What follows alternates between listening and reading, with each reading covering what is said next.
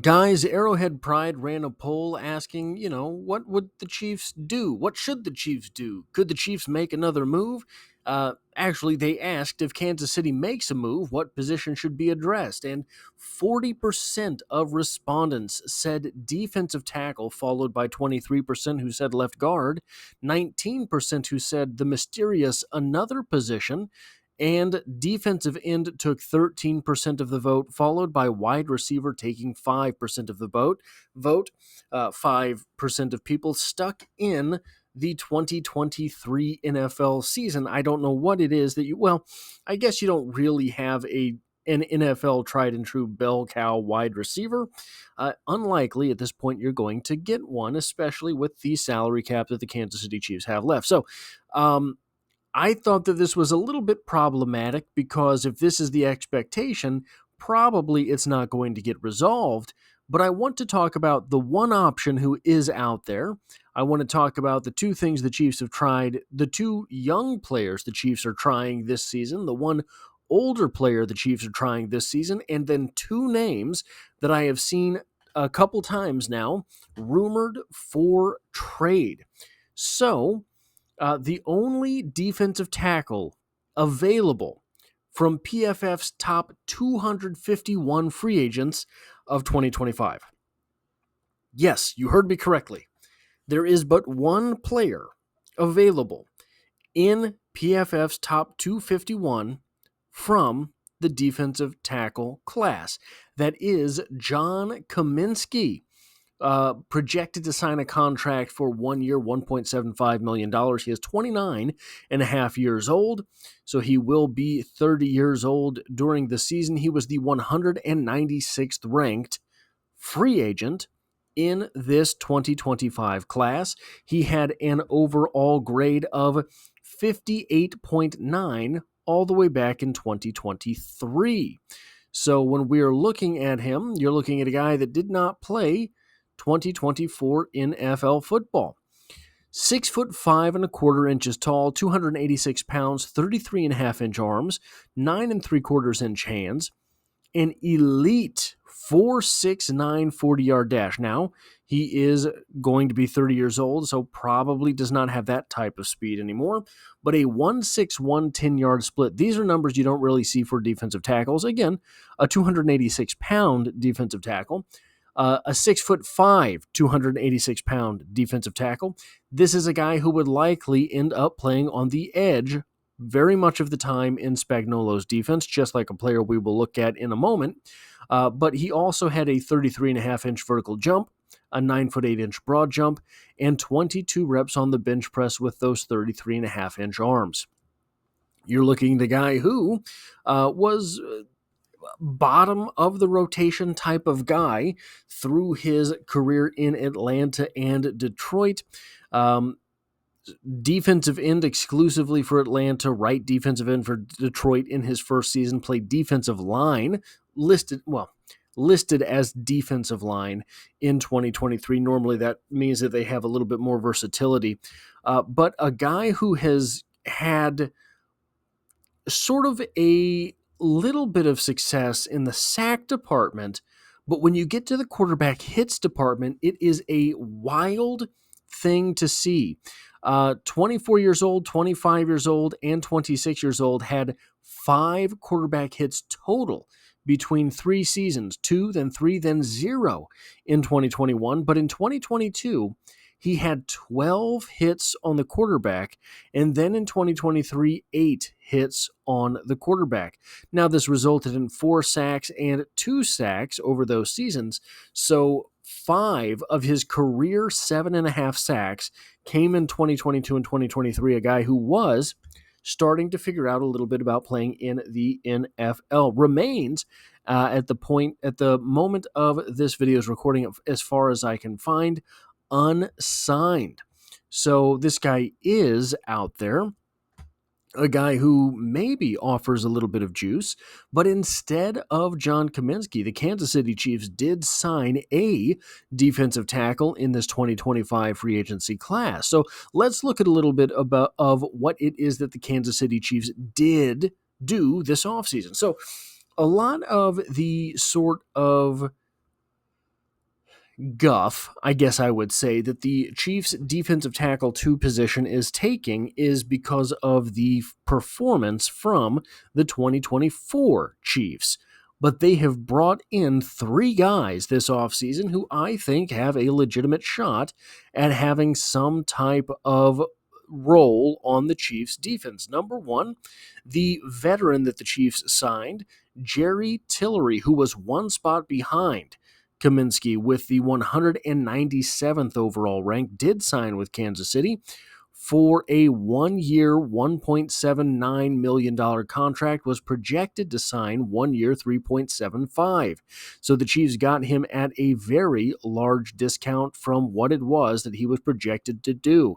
A 28.6-year-old, he will turn 29, had a 2024 grade of 50.2, but a 2023 grade of 67.7, and a 2023 grade, I guess I don't know if I said that right, of 67.7, and a 2022 grade of 49.8.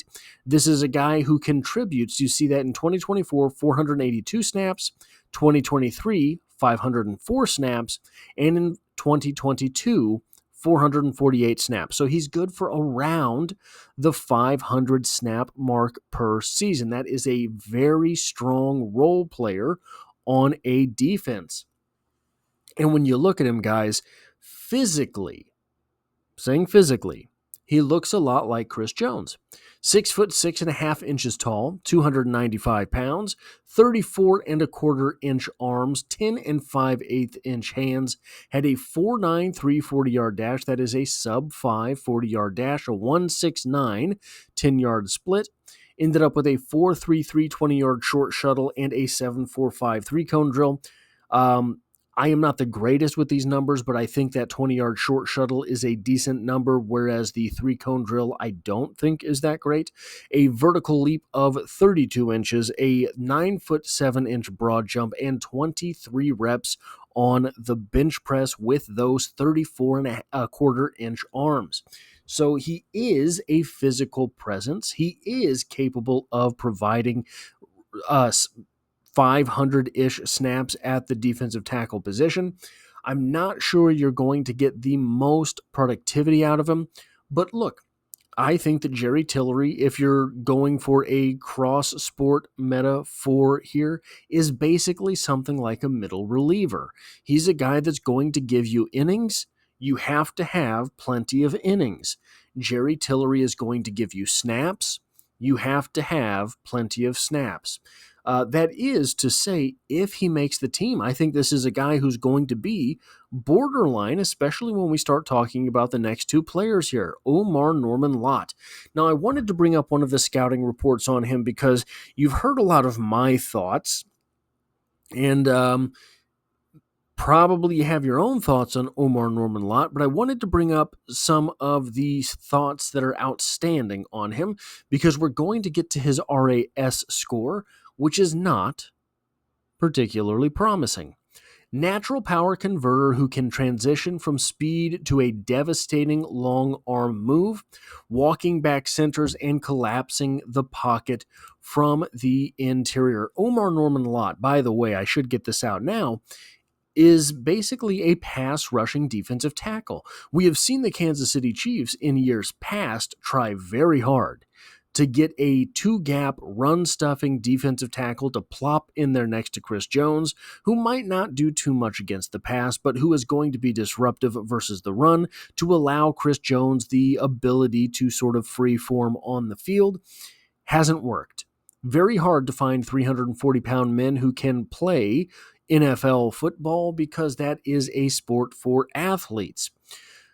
The next thing about Omar Norman-Lott shows nasty hand-fighting ability in phone booth situations, particularly a cross-chop move that consistently puts offensive linemen in recovery mode. He is a very sudden athlete. Now, this blurb also used the term nasty.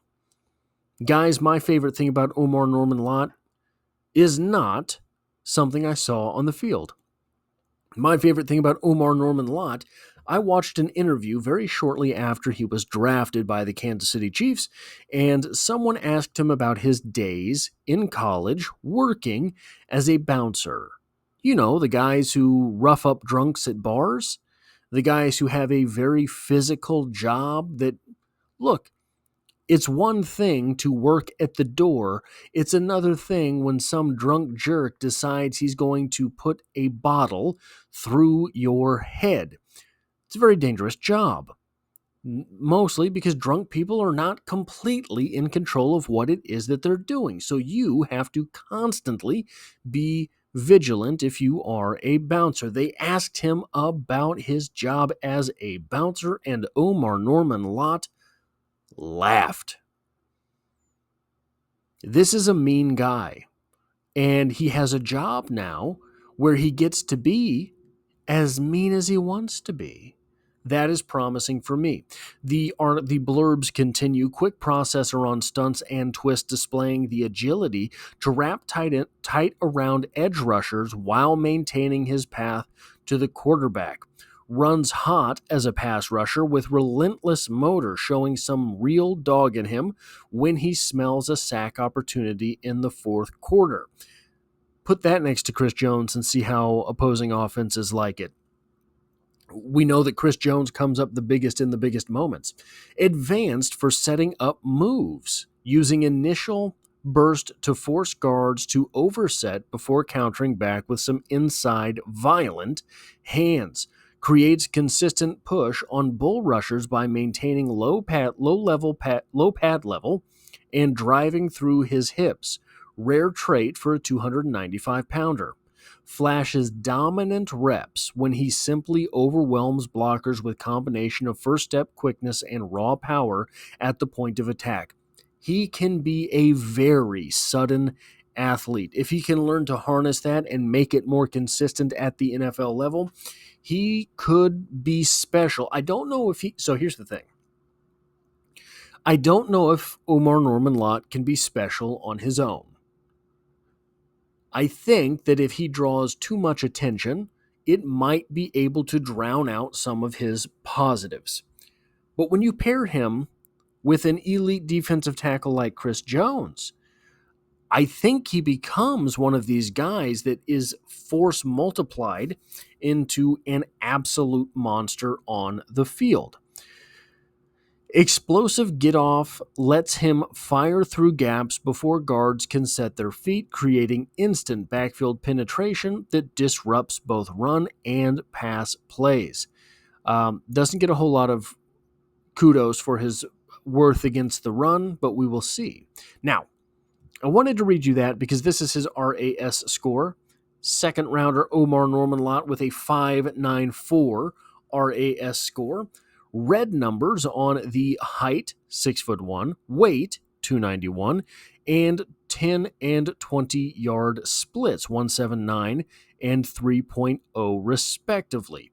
Not the best athlete you're ever going to find. Did have green numbers, however, in the explosive tests, a 31.5-inch vertical leap and a 9'5" broad jump. So you're not getting the biggest guy in the world. You're probably not getting the strongest guy in the world. Didn't even do the bench press.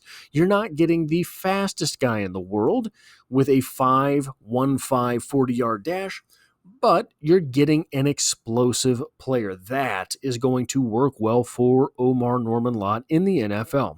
They also signed UDFA Keziah Izzard out of Penn State, who is kind of the opposite. Here is Keziah Izzard's RAS score. 40-yard dash of 4. So, where are we at here? 6'2", 298. So right around the minimum marks for average size there, right? 6'2", and just around that 300-pound mark. Had 25 reps on the bench press with 34-inch arms and 9.63, whatever that measurement is, inch hands. Had a 4.85 40-yard dash with a 1.56 10-yard split and his explosive numbers were just as impressive. So you look at that 10-yard split number there, 156. I think this was just a pro day number, right? So it's not electronically timed. It is subject to a little bit of wiggle room, but if he really did get 156, that is a 9.99 score. That is almost 100th percentile. Vertical leap of 33.5 inches is a score of 9.5. Broad jump of 9 foot 5 inches is a score of 9.16. This is an athletic freak in Keough Izaak. I think he has a very good shot at making the roster this year. So Jerry Tillery, Omar Norman Lott, and Keough Izaak, in my opinion, will be joining the defensive tackle room from last year that loses Tershawn Wharton. Tershawn Wharton had a breakthrough season. I think that this is an upgrade all across all three of those players. Maybe you don't have Tershawn Wharton back. I think Tershawn Wharton got himself a little bit overrated last season because offenses around the league did not decide to allocate any resources towards him, choosing rather to try to block Chris Jones, which sucks a little bit for us, but if I were an offensive coordinator, I would have done the same thing. Now, I wanted to talk about a couple of trade rumor candidates that I think might make a little bit of sense. If they are going to trade for... So one of these players could get cut. The first player, however, could be available for trade. Now, the second name is a trade rumor candidate, but oftentimes at this time of the year, you were either getting traded or cut. So I think it's possible that the second name finds himself as a free agent after cut down day at the end of the preseason games, but I do not think Mazi Smith will be cut. I think that if you're going to acquire Mazi Smith, you will have to do it in a trade. There are rumors that the Cowboys want to trade Mazi Smith. He has underperformed where he was drafted a little bit, but so who is Mazi Smith? 6'3", 323 pounds, 33 3/4 inch arms, 9 3/4 inch hands, a 29.5 inch vertical on a 323 pound man. Pretty good. 8'11" inch broad jump, and 34 reps on the bench press. The 23-year-old defensive tackle has started 20 games in his career. He started just 3 as a rookie and then all 17 last year, but not the best performance. Now, why would the Cowboys want to trade Mazi Smith? I don't know. But I have seen this on multiple occasions, and they're going to be shaking some things up in Dallas, I think. So he's a guy who had 13 tackles as a rookie, 41 tackles last year, 1 sack in each of those seasons, but he did have 3 tackles for loss as a rookie, 4 tackles for loss last year, and then 3 quarterback hits each of these seasons, playing 304 snaps as a rookie, all the way up to 526 snaps as a second-year player in his sophomore campaign in the NFL. You're looking at a guy who would be making $3.6 million this year and $4.2 million next year. 2 years remaining on his rookie salary, I believe. So, how much? Right? That is going to be the question if Mazi Smith is available for a trade, because this is exactly the type of guy that Brett Veach would go after, a former high draft pick, a guy who is a big defensive tackle, something the Chiefs have tried to acquire for quite some time and failed all along the way. Why trade him if you're the Cowboys? Maybe you don't see 526 snaps being what it was that you were signing up for when you drafted him.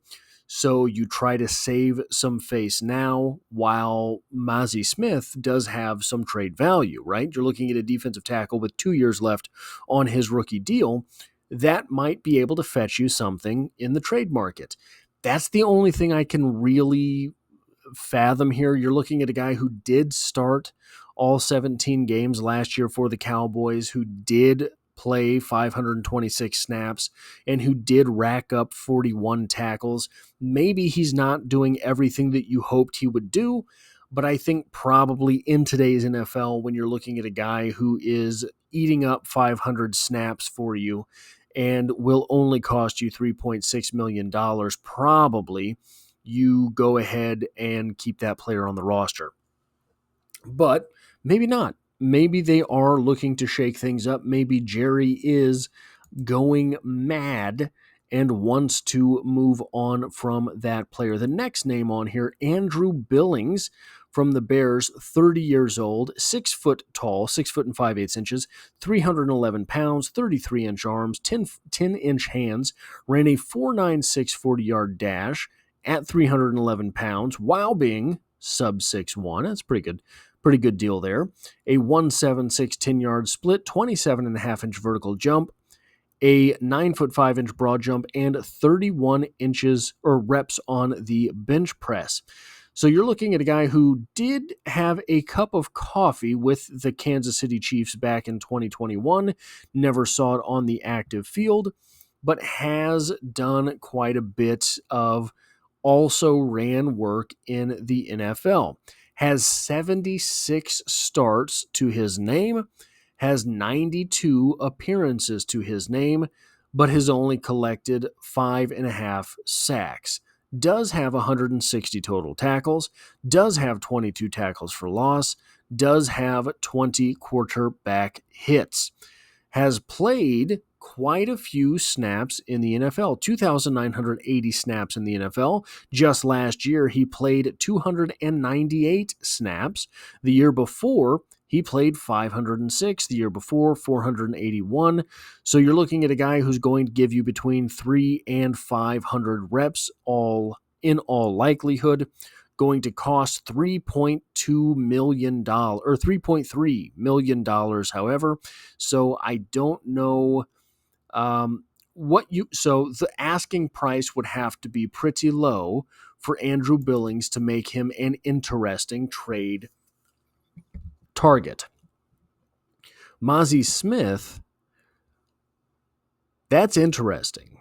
If Mazi Smith really is available for the Kansas City Chiefs. Now, one thing Brett Veach has always been able to do is get really good deals in trades.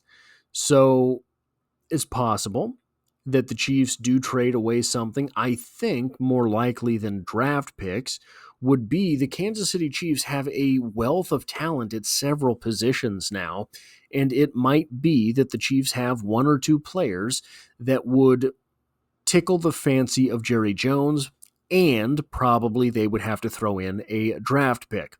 As far as Andrew Billings is concerned, this is a guy that I think, depending on how things go, could find himself cut. Now, I don't know exactly what it is that's not going right in Chicago that would lead Andrew Billings to pop up on several trade rumor pages, etc.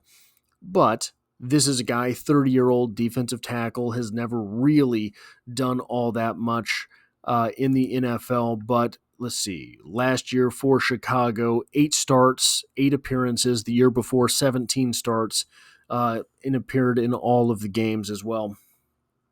Those are guys that sometimes end up as surprise cuts because you have a young player that is coming through the ranks and you figure, hey, why not? Might as well. I don't think I would want to see the Chiefs trade for Billings, but if he was cut, and let me see, I don't think I have that part down here. If he was cut and the Bears had to pay half his salary and you were able to get him for 1.7 as opposed to 3.3, yeah, that'd be something that would be, you could look at that. Anyway, guys, the Chiefs, do they need a defensive tackle? Let me know. That is all I have for this video. If you like or appreciate what it is that I do here, hitting the like button really does help me out, as it tells YouTube to share this video with other Kansas City Chiefs fans. If you find yourself here by chance but not design, the Chiefs are the only thing I talk about on the channel, dropping multiple videos every single week. And as always, I hope to have you back for the next one.